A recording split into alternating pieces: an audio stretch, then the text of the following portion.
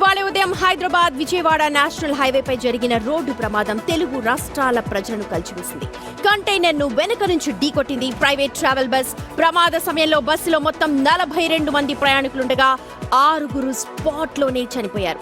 గాయాల పాలైన వారిని కోదాడ ఏరియా హాస్పిటల్ కి తరలించి చికిత్స అయితే అందిస్తూ ఉన్నారు. పూర్తి సమాచారాన్ని మా ప్రతినిధి రమేష్ అందిస్తారు.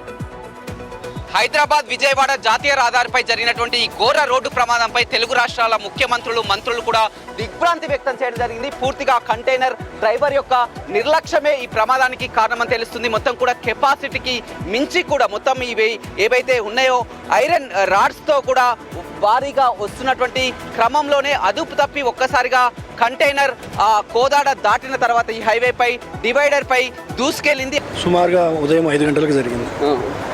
ఎలా జరిగింది ప్రమాదం? లారీ ఓవర్ స్పీడ్తో వచ్చేసి డివైడర్ ఎక్కడం వల్ల బస్సు అతను చూసుకోకపోవడం వల్ల బస్సు అతను వచ్చేసి ఆ రాడ్స్ తాగడం వల్ల అదుపు తప్పేసి తగ్గింది. ఫోన్ స్విచ్ ఆఫ్ వస్తుంది. అతను మరి పరిస్థితి ఎట్లుందో కూడా మనకు ఎప్పుడు తెలిసింది మీకు ఈ విషయం? ఎన్ని గంటలప్పుడు? మరి యాక్సిడెంట్ అయిన ఇమీడియట్గా 5 గంటలకు మనకు తెలిసింది. బండి అది రోడ్డు మీద ఉంది. అది అటు రైట్ సైడ్ టైర్లు డివైడర్ మీద ఉన్నాయి, లెఫ్ట్ సైడ్ టైర్లు కిందకు ఉన్నాయి.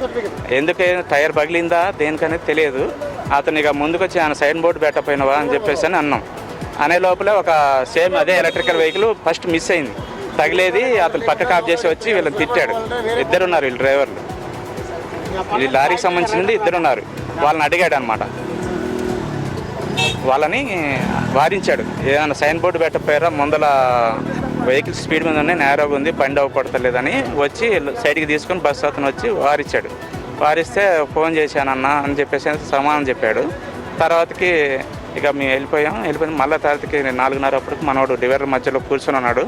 ప్రమాదం జరిగే అవకాశం ఉందని మాకు బాధగా ఉంది. కానీ నాకు 5:30కి నిద్ర వస్తుందంటే ఆల్రెడీ కంటైనర్ వచ్చి ప్రమాదం అయింది. దాన్ని అంతా కూడా జాగ్రత్త తర్వాత బస్సు వచ్చి ఢీకు అంతేను విషయాలు కూడా ఇక్కడ ఉన్నటువంటి ప్రత్యక్ష సాక్షి చెప్తుంది. ఎందుకంటే తెల్లవారుజామున 4:30 సమయంలోనే కూడా ఈ హైవే పైకి కంటైనర్ వచ్చి డివైడర్ని ఢీకొని మొత్తం కూడా పూర్తిగా రాడ్లన్నీ కూడా రోడ్డుపై పడడం జరిగింది. అప్పుడంతా కూడా ప్రమాదం జరిగినప్పుడు అక్కడ ప్రమాద సూచిక బోర్డులు కానీ పక్కకు కానీ అలర్ట్ చేయాలని ఇద్దరు డ్రైవర్లు ఉన్నారు. కంటైనర్లో 2 డ్రైవర్లు ఉన్నా కానీ నిర్లక్ష్యంగా ఉండడం, దాన్ని గమనించకుండా కూడా ఈ ఇన్సిడెంట్ జరిగిన కాసేపటి తర్వాత కూడా ఆ ట్రావెల్స్ బస్సు వచ్చింది. ఆ డ్రైవర్ నిద్రమత్తులో దాన్ని గమనించకుండా ఒక్కసారిగా వేగంగా వచ్చి ఆ కంటైనర్ని ఢీకొట్టడంతో ఈ ప్రమాదం జరిగిందని చెప్పవచ్చు. బస్సు డ్రైవర్ అజాగ్రత్తగా నిద్రమత్తులో మొత్తం కూడా గమనించకపోవడం వల్ల బస్సు డ్రైవర్ పూర్తిగా ఇద్దరి తప్పిదం వల్ల ఇవాళ ప్రయాణికులంతా కూడా మృతి చెందారు. చాలా వరకు క్షతగాత్రులతో ప్రాణాలతో కొట్టుమిట్టాడుతున్నటువంటి పరిస్థితి హైదరాబాద్ విజయవాడ హైవేపై కనపడుతుంది.